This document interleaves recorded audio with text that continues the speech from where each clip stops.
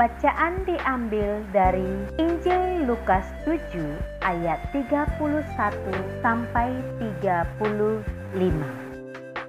Kata Yesus, "Dengan apakah akan kuumpamakan orang-orang dari angkatan ini?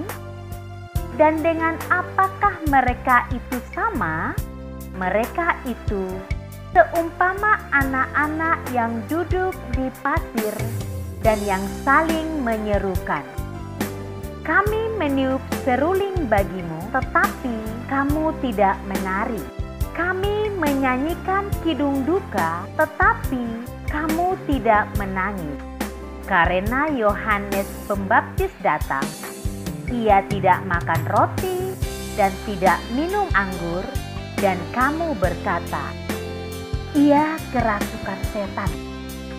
Kemudian Anak Manusia datang, ia makan dan minum, dan kamu berkata, 'Lihatlah, ia seorang pelahap dan peminum, sahabat pemungut cukai dan orang berdosa.' Tetapi hikmat dibenarkan oleh semua orang yang menerimanya." Demikianlah Injil Tuhan. Terpujilah Kristus. Bapak, Ibu Guru, Suster, dan anak-anak kami yang terkasih, kita tahu bahwa Yesus banyak menyebutkan tentang anak-anak di dalam kitab suci. Anak-anak dipakai Yesus sebagai penegur bagi sikap orang dewasa yang kurang baik. Anak-anak digambarkan sebagai orang yang bisa menjadi tiruan, beruntung, serta disayang oleh Tuhan. Misalnya, Yesus berkata, "Jika kamu tidak bertobat dan menjadi seperti anak kecil ini, kamu tidak akan masuk ke dalam kerajaan surga." Kutip dari Matius 18 ayat 3. Biarkanlah anak-anak itu, janganlah menghalang-halangi mereka datang kepadaku, sebab orang-orang seperti itulah yang empunya kerajaan surga. Dikutip dari Matius 19 ayat 14. Masih banyak ayat yang lainnya. Lihat betapa Yesus mengasihi anak-anak, dan anak-anak itu istimewa.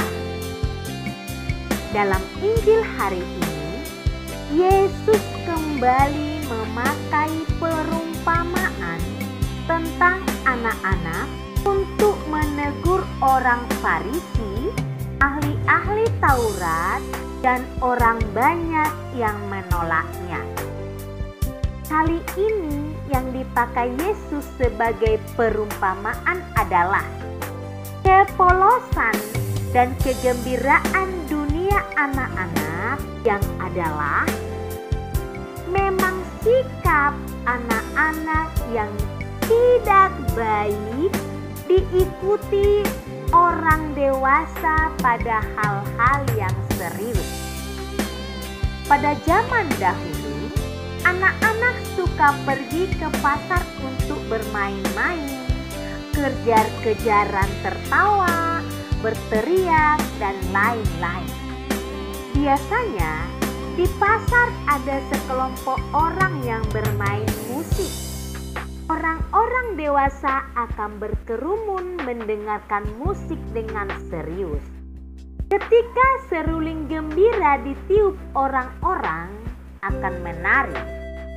Dan ketika kidung duka dinyanyikan, mereka akan menangis.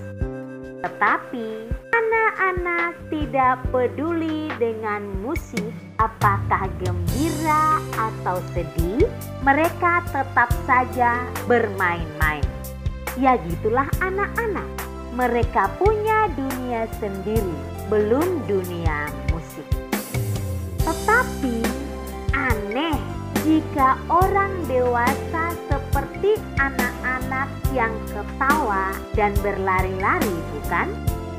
Melalui perumpamaan ini, Yesus mengatakan bahwa orang Farisi dan ahli Taurat seperti anak-anak tadi. Mengapa? Karena mereka itu selalu menolak Yesus. Sebaik apapun dibuat Yesus tidak baik menurut mereka. Yohanes Pembaptis datang dengan cara hidupnya keras, hidup di hutan dan berpuasa, mereka tolak. Yesus yang mengajar dengan lembut, membuat mujizat, juga mereka tolak.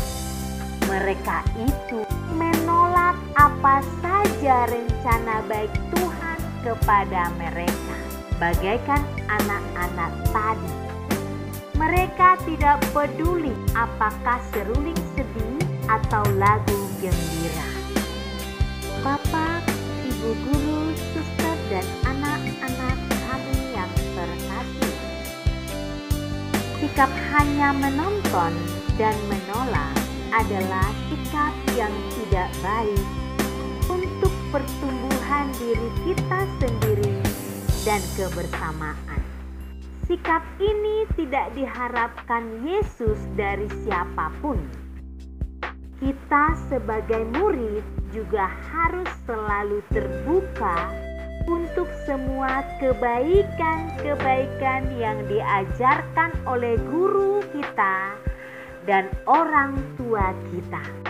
Begitulah cara kita menyambut kebaikan Tuhan kepada kita. Kita harus menyambutnya dengan gembira.